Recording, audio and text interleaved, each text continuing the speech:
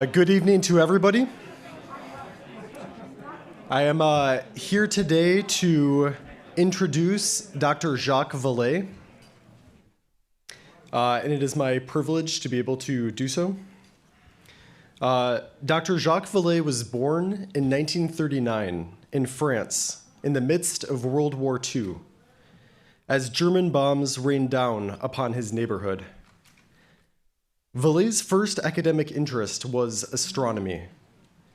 In 1958, when he was only 17 years old, the French Astronomical Society published his report of an object seen in the sky, which was, according to Vallée, most likely a piece of the Sputnik satellite booster rocket, an impressive achievement for a young astronomer.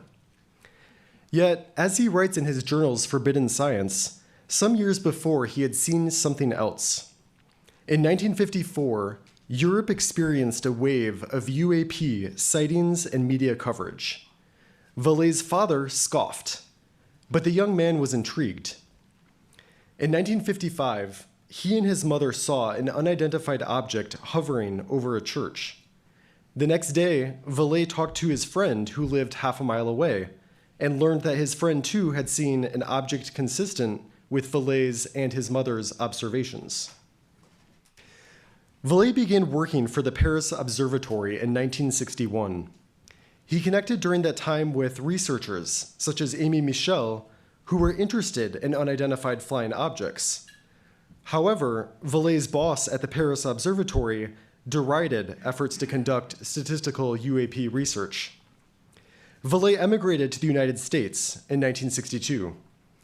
That year, at the University of Texas in Austin, he helped develop the first computer-based map of Mars.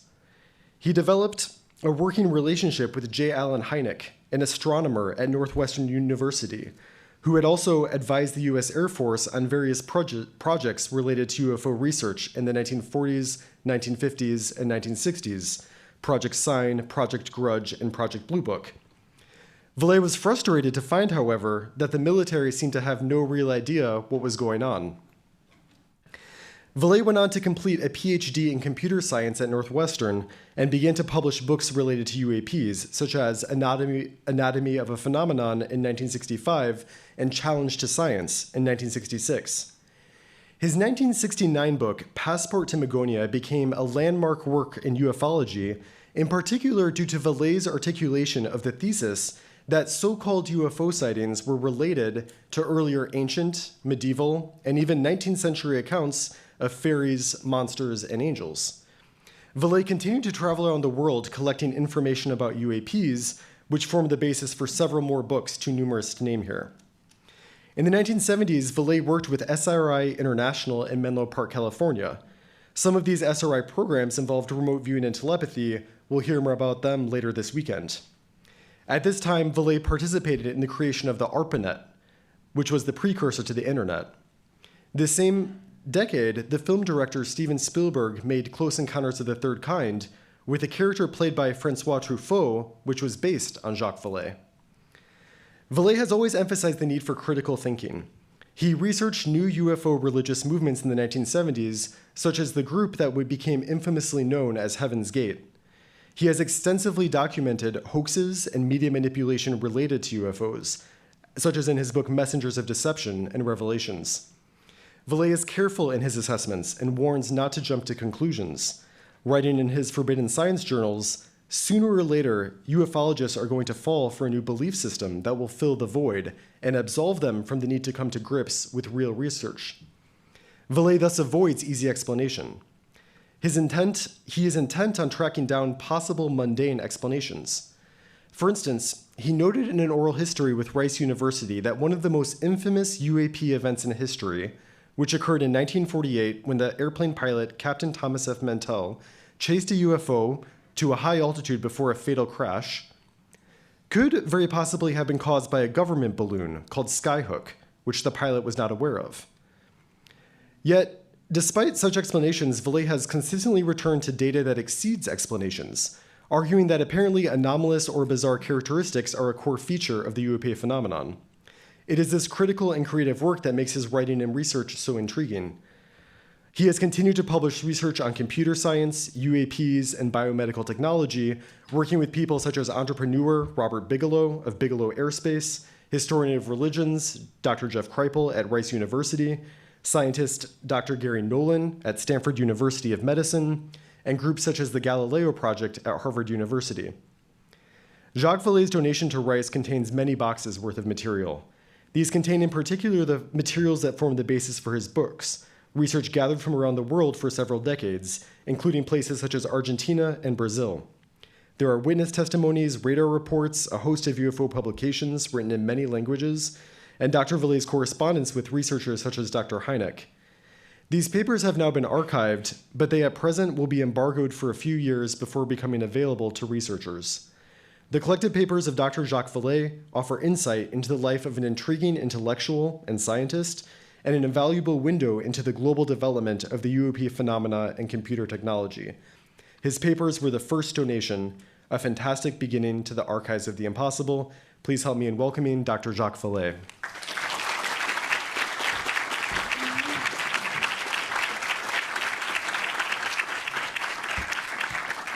Thank you very much, and good evening.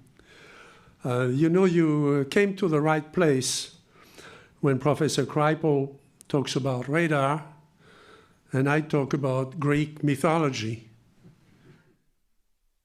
We're here in Houston thanks to Jeff, to his gifted staff and students, and to the vision at the School of the Humanities of what the continuing UFO mystery means for our models of reality.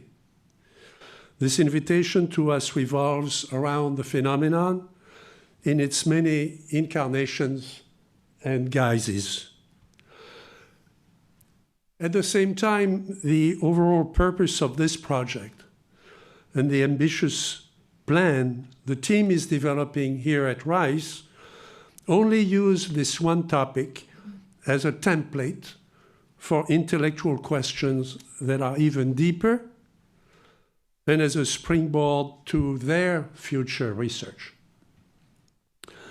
Aletheia, who is a Greek goddess of truth and disclosure, would agree.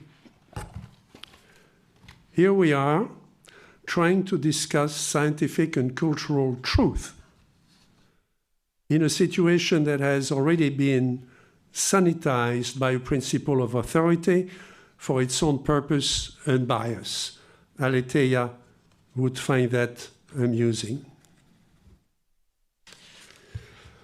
If this was exclusively a presentation before scientists, we should address the history of the observations, the qualifications of witnesses, and the reality of what was reported, preferably supported by truckloads of statistics. Indeed, you will find all that in the archives over the next 3 days. From that, we can build new interpretations of reality and find new paths. But the phenomenon, whatever it turns out to be, quickly overflows the crucibles of science. It raises larger questions, and those must be addressed head-on at the beginning. Our poster says it plainly, the truth is in here. So the real issue today is not so much the unidentified or the anomalous, but the social, academic, and psychic constructs that society has erected around them to enforce veracity. That's why we're assembled here. If it was about radar and chemistry, the scientists at NASA or at the Pentagon would have solved it a long time ago. But they have failed. I happen to think that failure is the most interesting thing in science. When scientists fail at something, their first instinct is to hide behind the nomenclature and the vocabulary. And that's exactly what happened here. Take UFOs as one example. They have now been officially diluted and renamed unidentified atmospheric phenomena, or UAPs, for the sake of euphemistic beautification. The Pentagon immediately came out with its own version, UAV, for vehicle.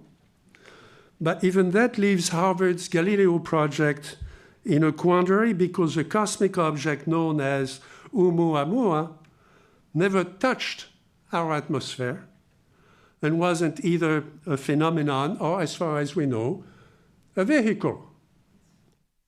And those of us who have material fragments recovered from crash sites or reliable reports of living entities associated with UFO events are left to come up with our own three-letter cryptograms.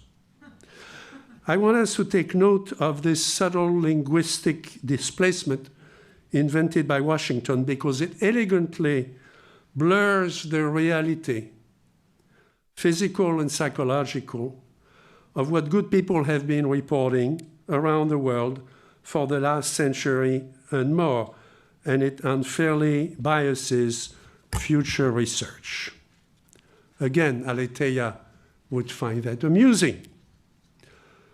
But the real issue, again, is indeed truth herself, not simply UFOs or UAPs. I hope to show you why, and in the process, I invite you to deconstruct the very notion of truth. Truth raises two corollaries. First, truth for whom? The disclosure of truth cannot be amorphous or universal. It assumes that people will pay attention and apply critical thinking to important situations, will understand what it is that is true, and will realize why it is of value to them. If we succeed in discovering Aletheia, how do we convey her reality to our audience? At any given time, truth cannot be more specific than the people looking for her, or they miss her. You end up with useless truth. Common experience is not very encouraging here.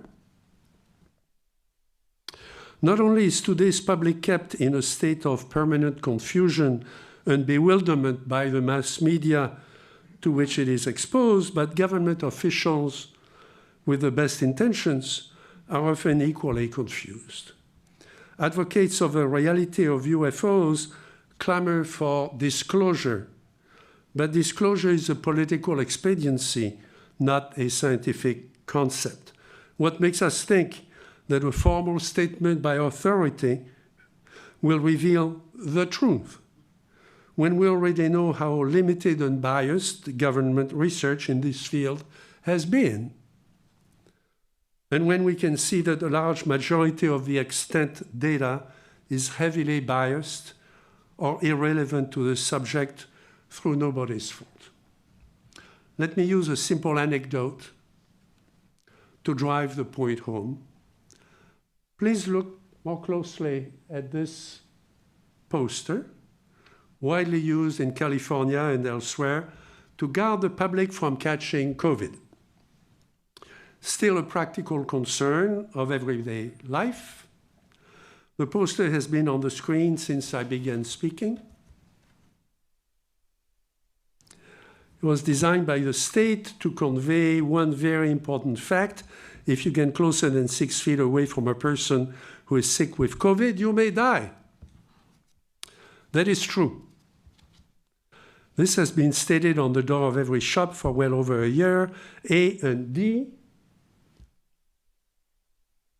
There we go. A and D are somewhat protected from each other, and so are B and C, because they follow the distance rule. At the same time, Pythagoras' theorem, which all of us had to learn as little kids, tells us that if A and D are 6 feet apart, then A and B are only a little over 4 feet apart. That is also true for B and D, and A and C and D, because this is a square. Pythagoras was teaching this 500 years before Christ. It's the truth. Potentially, everybody on this poster could get very sick if they follow directions. Herein lies our first disappointment. Aletheia cannot be smarter than the people she's dealing with.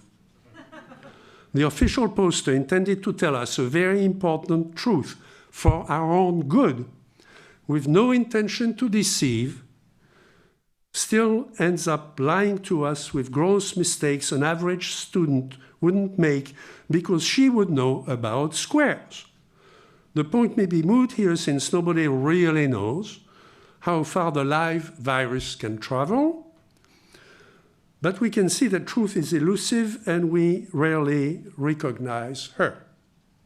In the face of ignorance, she turns deadly. When we find her and try to apply her lessons, we often fail. Even the attribution to Pythagoras isn't completely adequate. Obviously, the ancient world knew about the square of the diagonal 1,000 years before him, or they couldn't have built Babylon. So even this theorem is only a later restatement of the truth 1,000 years later. This is a situation you will encounter again and again when dealing with UFOs and history in general. Those are the things to keep in mind before we start this conference. Much of what we know is an approximation, and many of the rules are wrong. That lesson, too, is implied in the archives. These are two clay tablets from 1,000 years before Pythagoras that demonstrate the Pythagoras theorem, the square of the diagonal. Our second disappointment is that Aletheia, although she is the embodiment of truth, is never naked. There is no such thing as naked truth except in mortuaries. Living truth is forced to adapt to culture, language, tradition, the environment, and especially to the subject matter in which she is called upon to make a determination. There is no absolute truth. A software programmer would say that truth is never context-free. Allow me a historical reference from the 60s that also applies to the present UFO situation and to the situation of the Pentagon. In the days preceding the Vietnam War under President Kennedy, an American spokesman held a press conference in Saigon about the political situation. One journalist asked him why an American aircraft carrier had just dropped anchor in the harbor. Pretending he didn't know about it, the diplomat asked, "What American carrier?" Upon which the press took him to the window and pointed to the superstructures of the enormous gray ship that towered over the city. He turned back to them and calmly said, "I don't see an aircraft carrier back there, gentlemen. I am not authorized to see an aircraft carrier back there."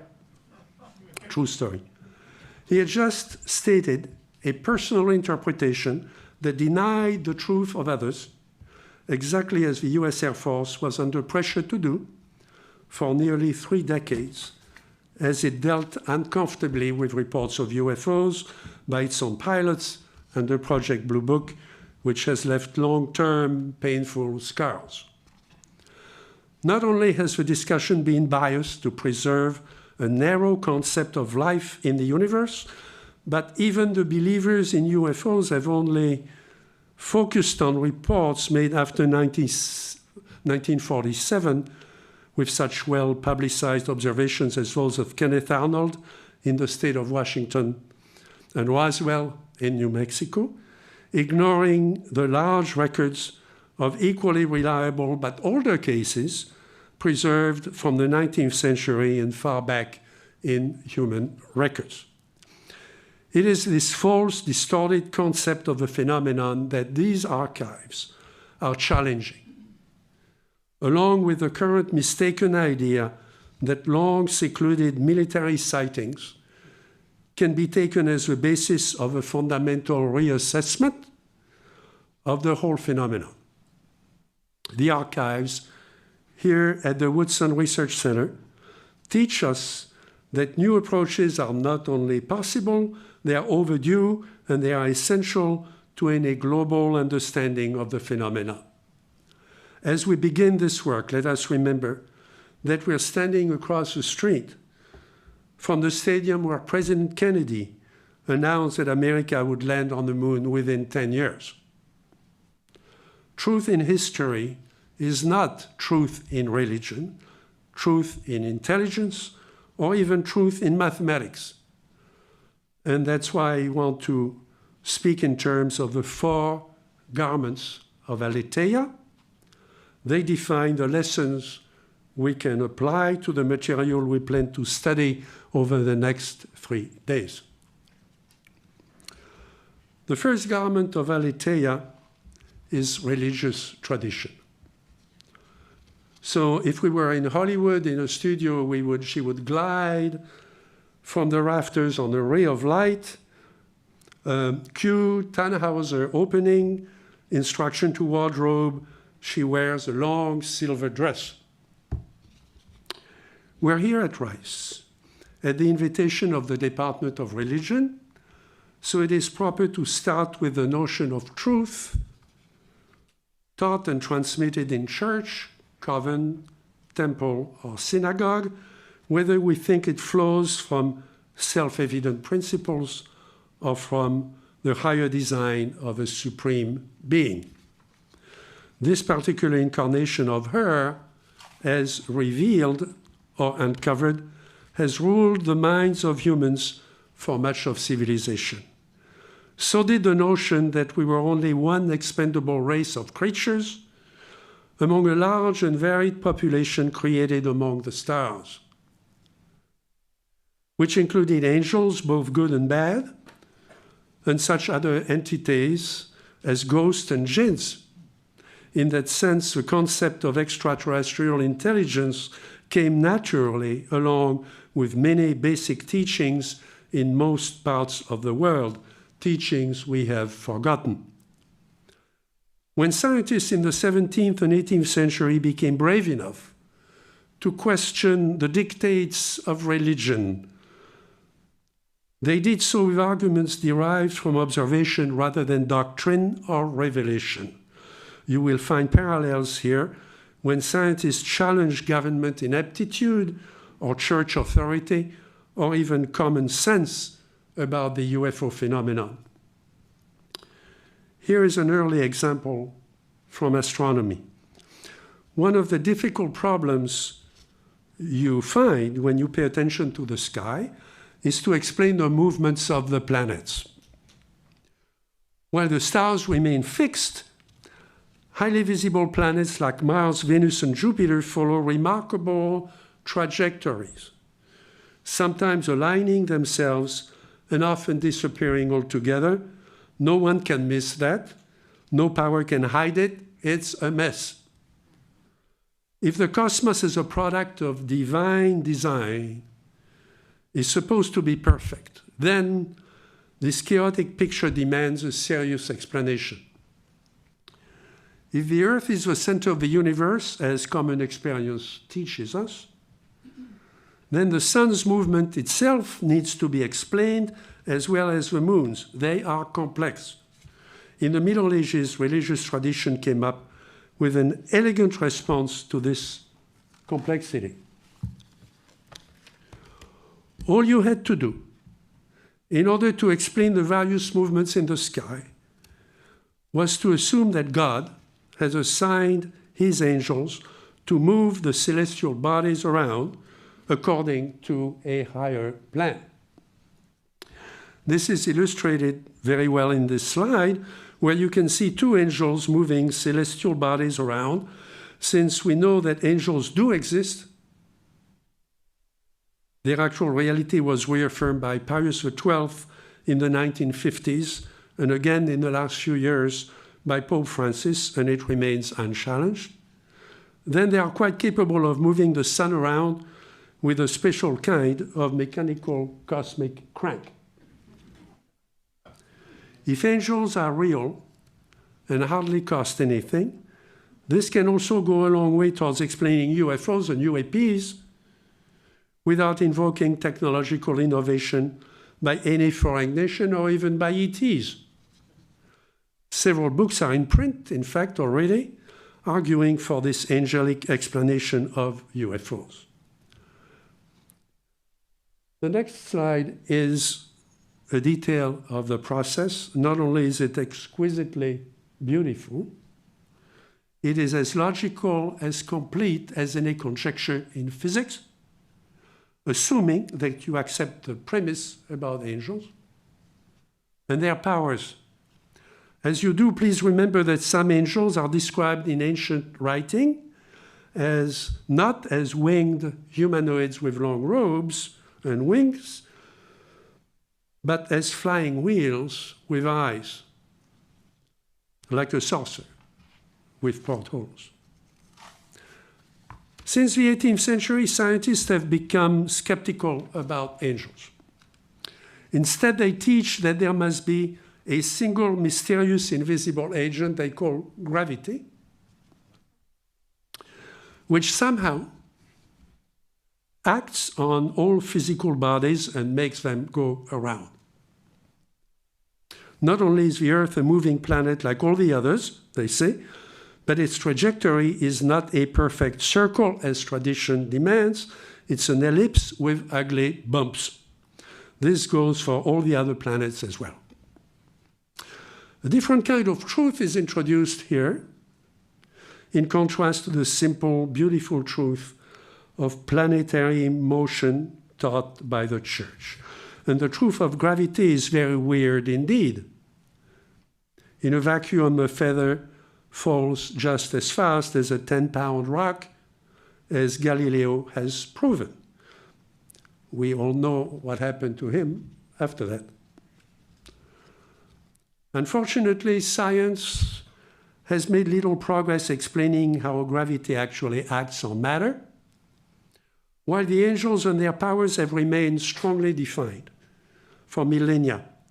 From Kepler and Galileo to Newton and Einstein, the nature of gravity has been increasingly well described and its effects predicted, but science still fails to provide the essential element that would give us control of the process.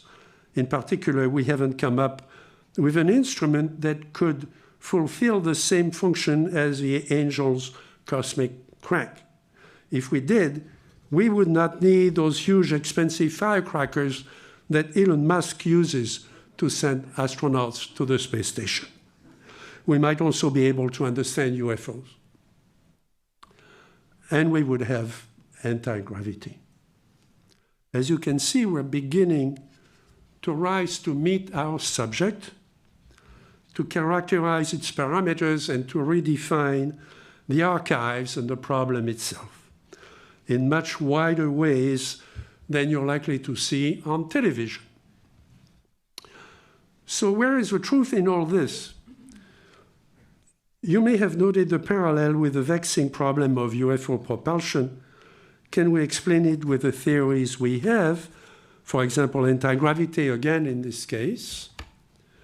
Or do we have to resort to fantastic, still unknown properties of the multiverse, including perhaps new theories of emerging reality that physicists like John Wheeler in 1955 have proposed? Here, scientists begin to speak of information constructs beyond the space and time dimensions we used in college. Within those new theories, UFOs would not be anomalous at all or unidentified.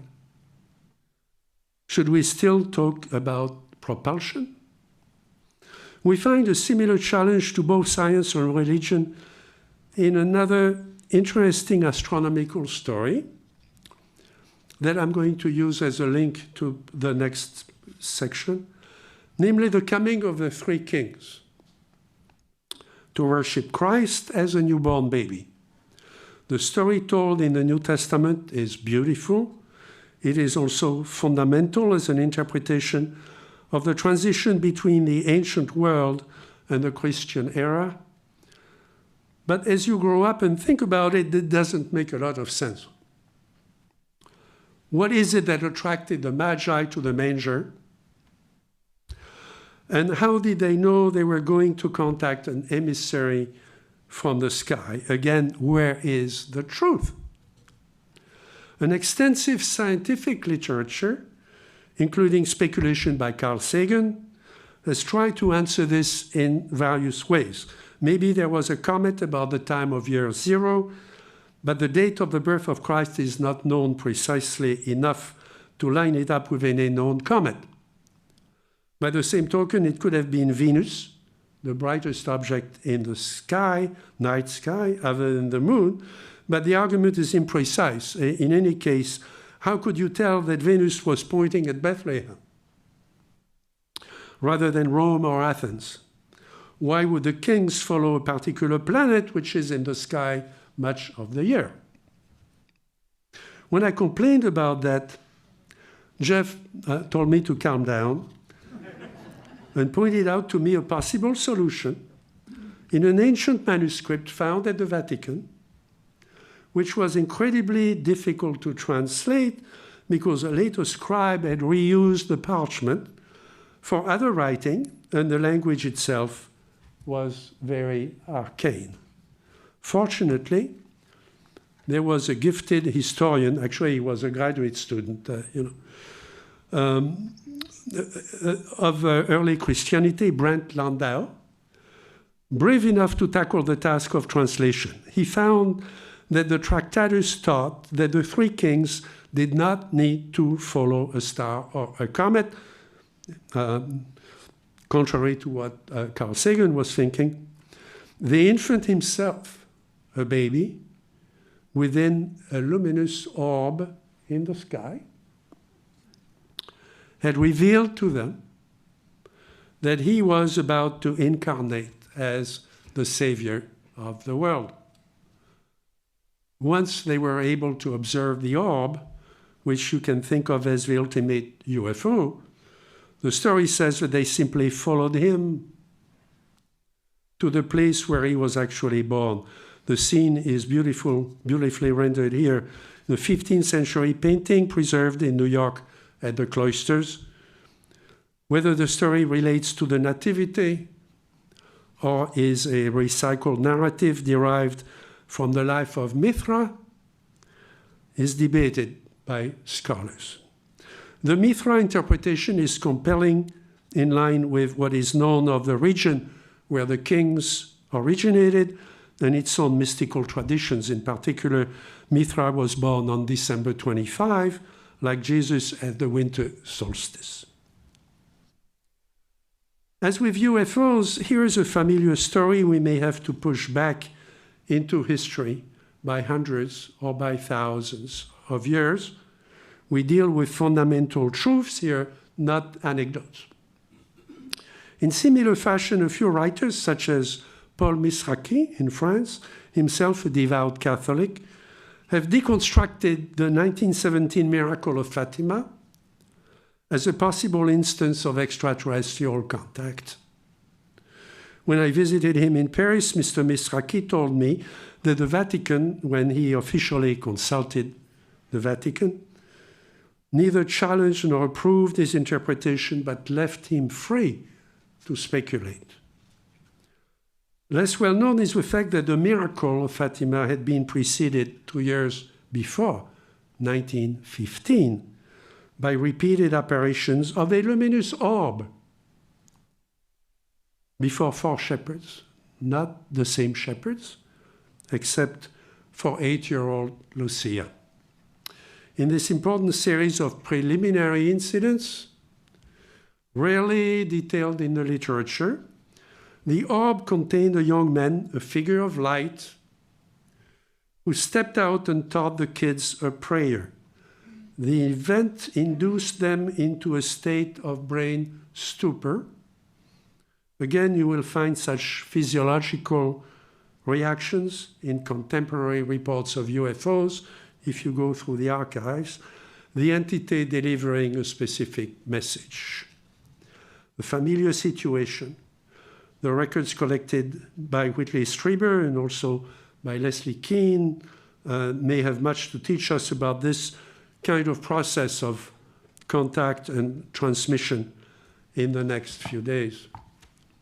Running through all these experiences since ancient times, we observe versions of truth that challenge not only our understanding of the world, but the methods through which we approach its teachings and learn its lessons. Now we can move faster. The second garment of aletheia is historical truth. Wardrobe, a simple red, white, and blue outfit, and cue the marching hymn of the Republic. At the beginning of this presentation, we saw that for truth to be effective, we had to be able to recognize and comprehend her. Otherwise, all we have is a nice story. This is true about UFOs, but it's true in other contexts. And those are useful if only as thought experiments. Take the important question of the reality of unicorns. Whenever people want to dismiss an unrealistic idea, they compare it to a unicorn, which is an impossible creature, as we all know, just like the bizarre entities people see aboard UFOs. Artists draw up unicorns as horses with a horn and sometimes wings.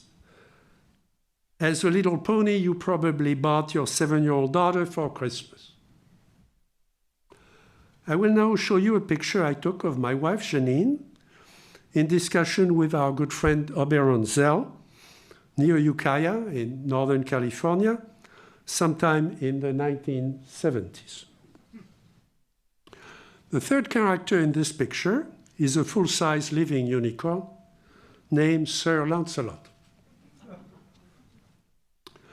One of a small group of such creatures that graced the fields of Northern California, among many other things, in the 1970s, and were occasionally celebrated in books and a few films that everybody has forgotten. It turns out that there are not many live unicorns left in America, but they were common in Mesopotamia in antiquity. Some students of esoteric tradition, including several nurses I know, were intrigued by persistent stories of ancient unicorns. Instead of dismissing them, they started asking how and why you might develop such an animal, knowing full well that it wasn't a product of nature. It turns out that if you take a newborn baby he-goat, you can move the pluripotent stem cells that will generate the horns as the animal grows up later, and merge them very carefully in a single spot without harming him. That's where the operating room nurses came in handy. The resulting tissue will grow into a single long and powerful horn. Obviously, you could not do that with a horse or with a female goat. But such a guardian would be more useful than a dog among a herd of goats somewhere near Babylon to keep the wolves at bay.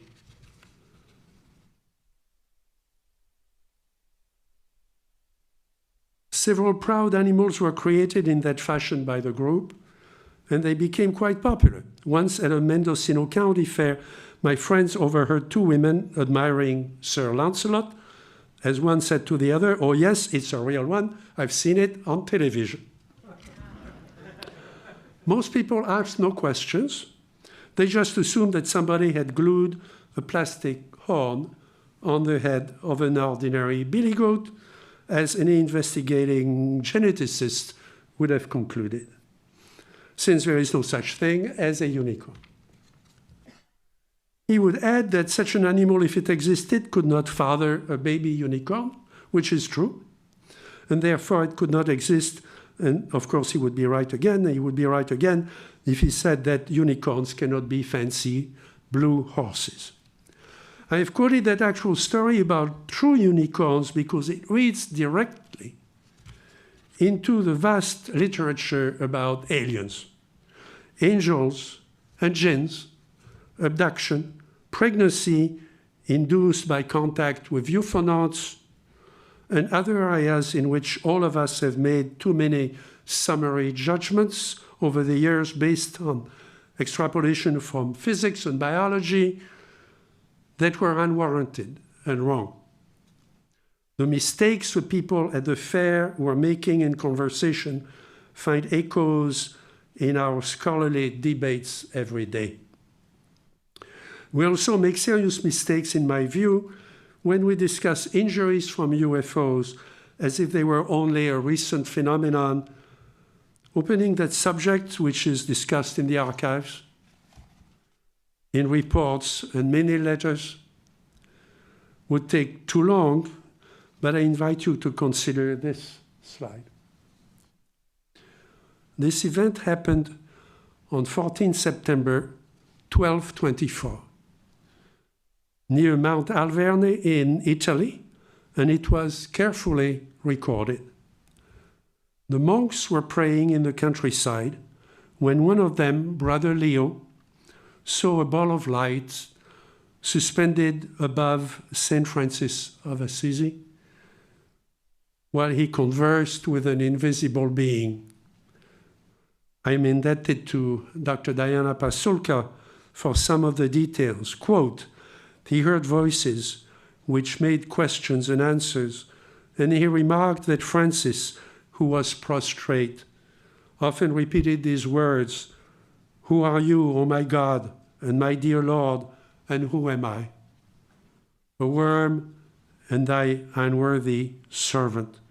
He also saw him put his hand out 3 times into his bosom, and each time stretched it out to the flame. The light disappeared, the conversation ceased.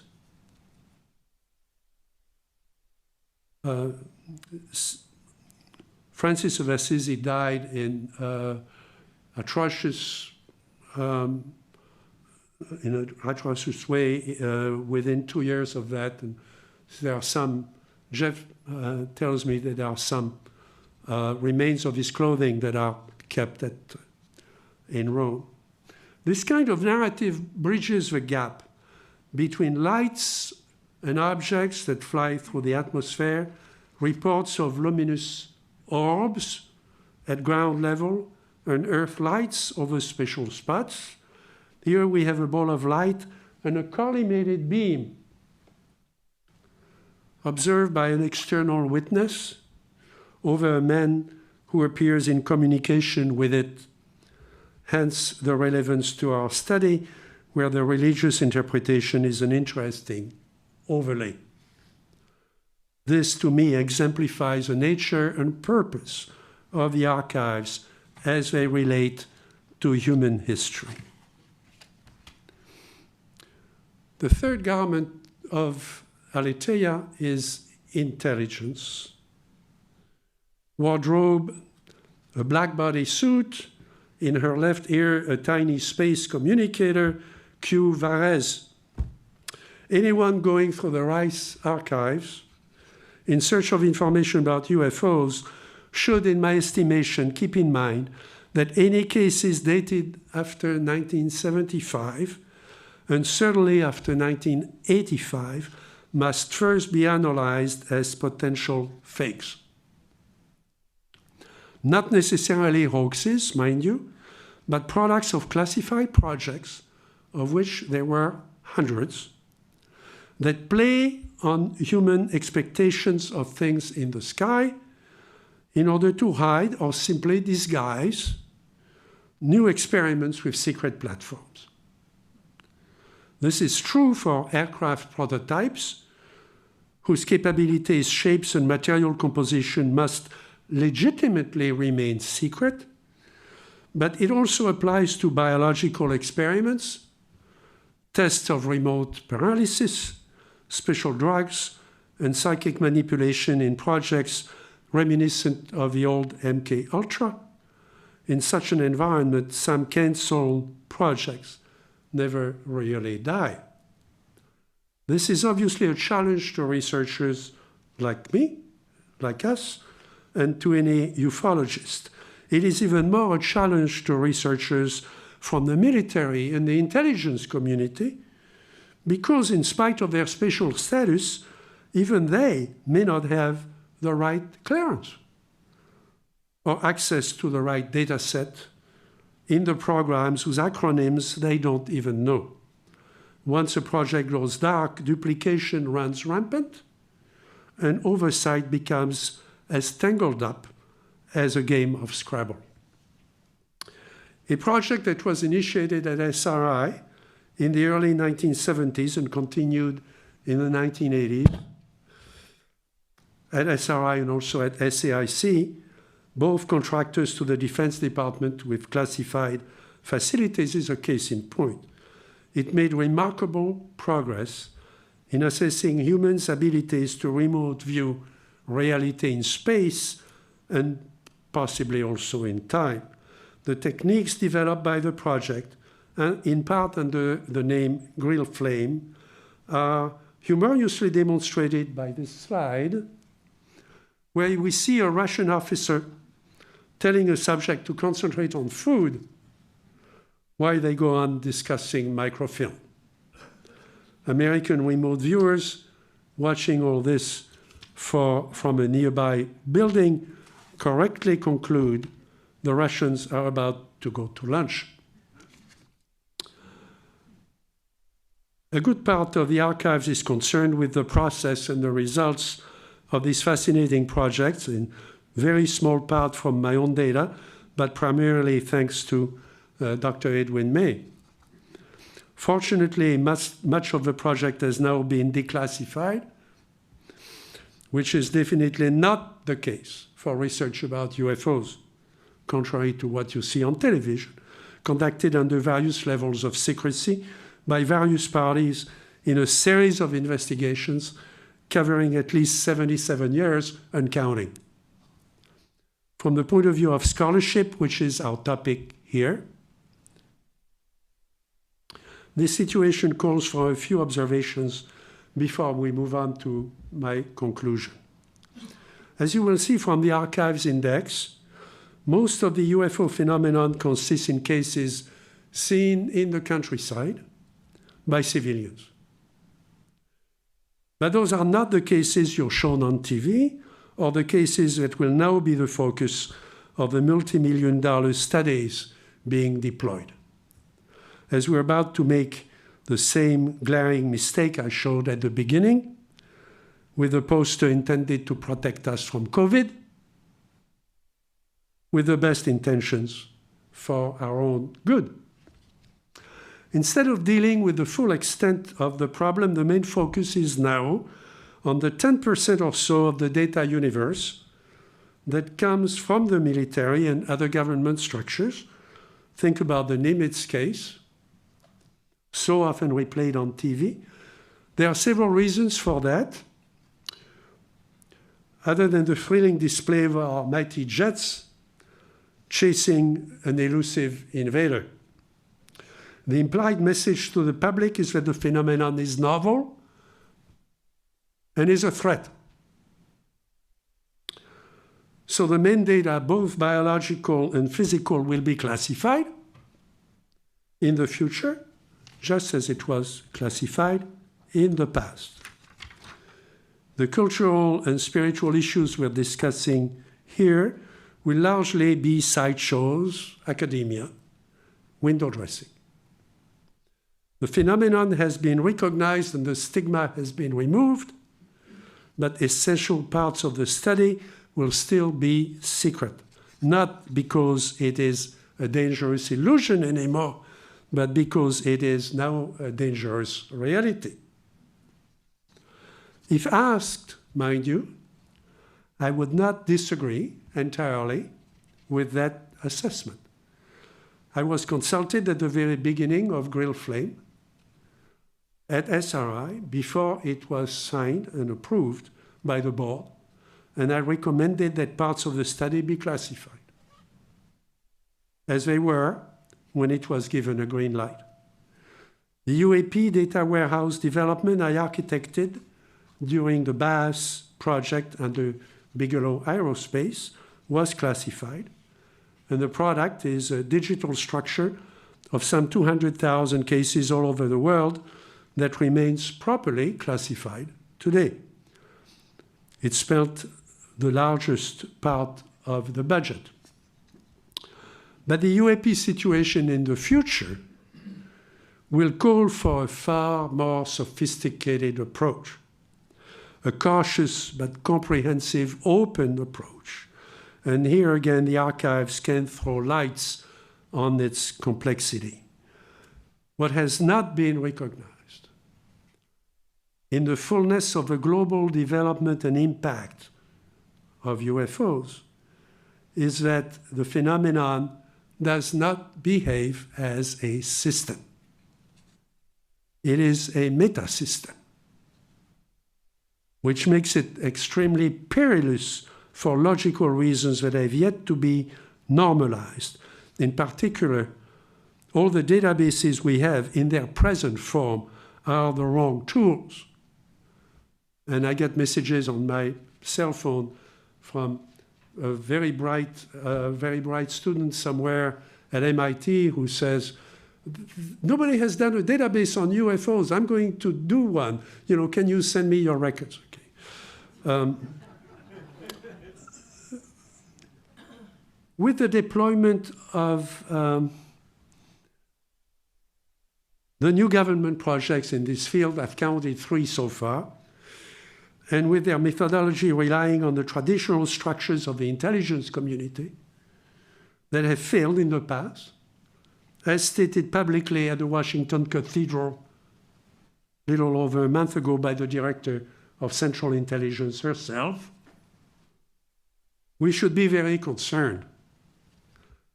We would do well to remember what one master spy states eloquently in John le Carré's novel Absolute Friends, quote, in his profession he should know that the truth, as he finds it, is always a lie.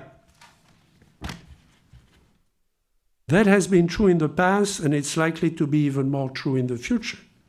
To go beyond the lies, as the archives teach us, we must rise in abstract thought to the level of the fine structures of the phenomena itself. We must finally decide to deal with it as formally as we can. The 4th garment of Aletheia is truth in mathematics. Wardrobe, she wears faded jeans, glasses over her nose, her hair in a bun. Q Pacific 231. Finally, we come to rest in the garden of mathematics, where theorems display their complete proofs, and we can at last relax in the certainty of truth. After all, 1 + 1 is always equal to 2, and the sum of all the angles in a triangle is always 180 degrees. That is reassuring. Aletheia is at home here. We have always been taught that if a certain situation could be mathematically proven, there was no more uncertainty to be discussed.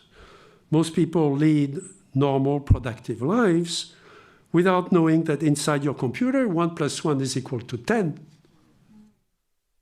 And in astronomy, it is perfectly natural for a triangle to have 3 right angles. Similarly, when skeptics argue about UFOs and say they cannot exist as material objects because they are often seen to disappear in midair as an image observed, they forget that a continuous trajectory in 5-dimensional space would allow such maneuvers in and out of our awareness without so much as a sonic boom. As Dr. Hynek used to teach at Northwestern, there could be another universe just 5 minutes ahead of us. Beyond the formal definitions, however, you should know that things are not going well at all behind the wall of the mathematics department over there. Contradictions have been arising, although they are not generally taught in college.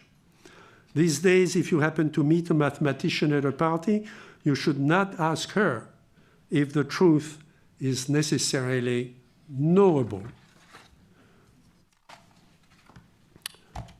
When you look at the archives, flexible truth is going to come with the territory. At the dawn of the 20th century, things were going well.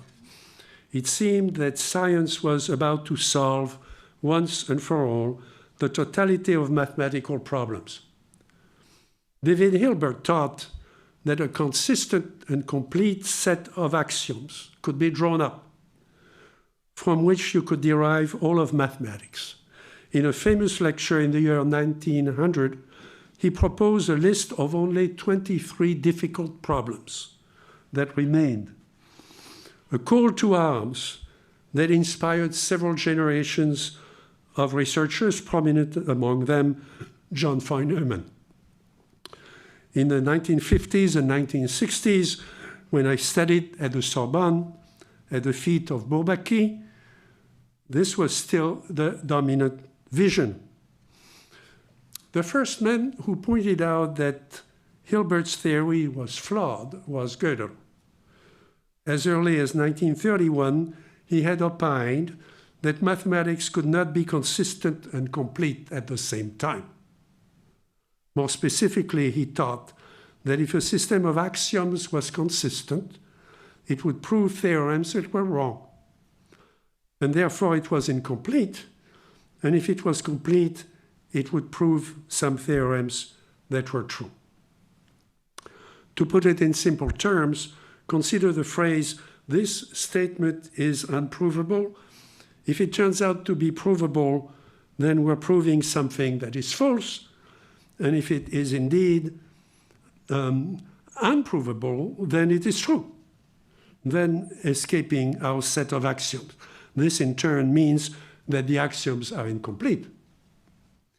Gödel had made an important point, but he'd left a door open for a decision procedure that would check if a given assertion was true or not. Alan Turing closed that door in 1936 with his proof, which was a springboard for even more radical work by a longtime IBM logician, Gregory Chaitin.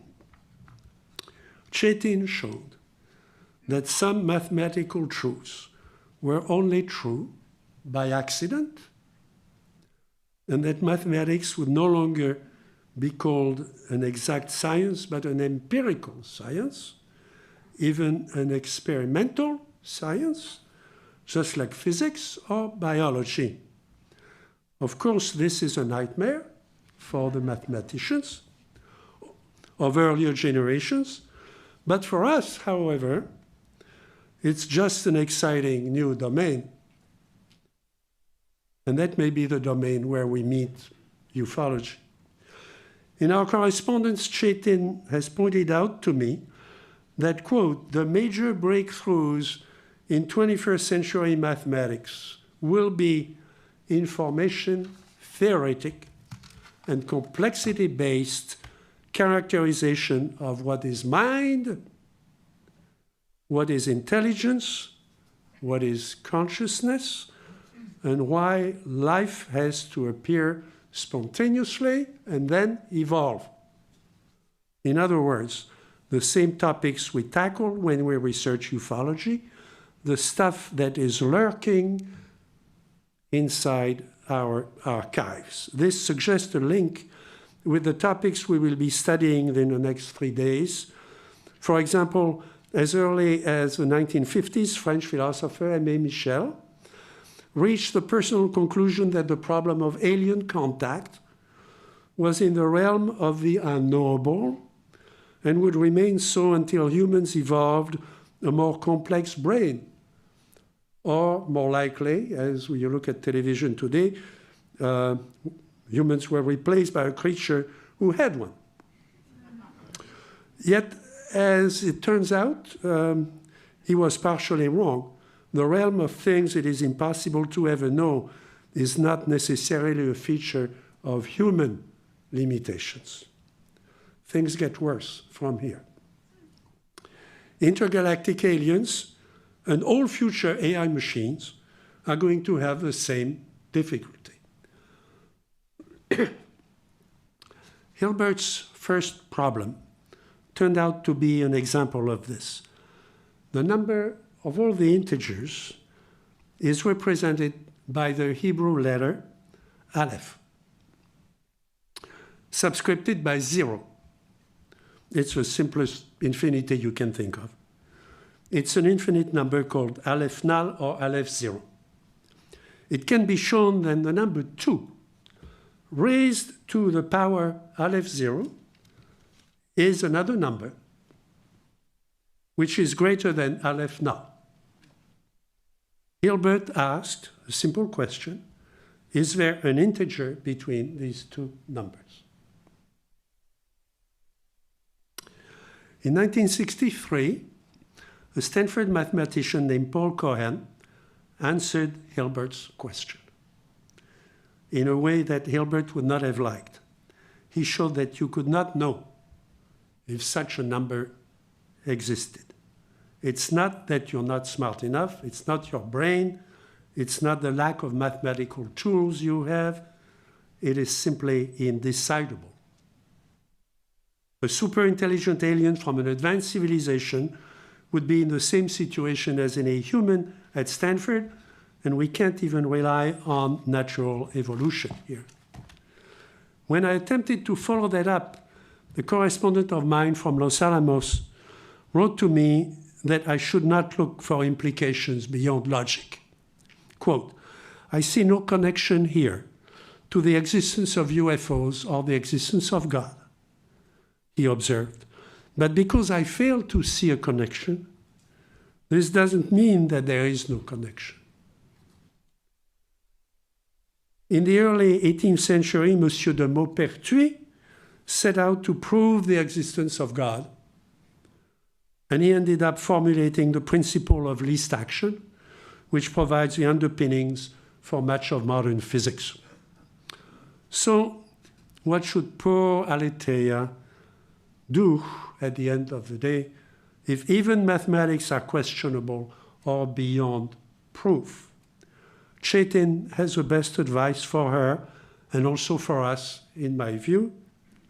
At the end of his book, Exploring Randomness, he writes, "Be prepared to have many false breakthroughs, which don't survive the glaring light of rational scrutiny the next morning. You have to dare to imagine many false, beautiful theories before you hit on one that works. Be daring, dare to dream, have faith in the power of new ideas and hard work. Get to work, dream." Thank you.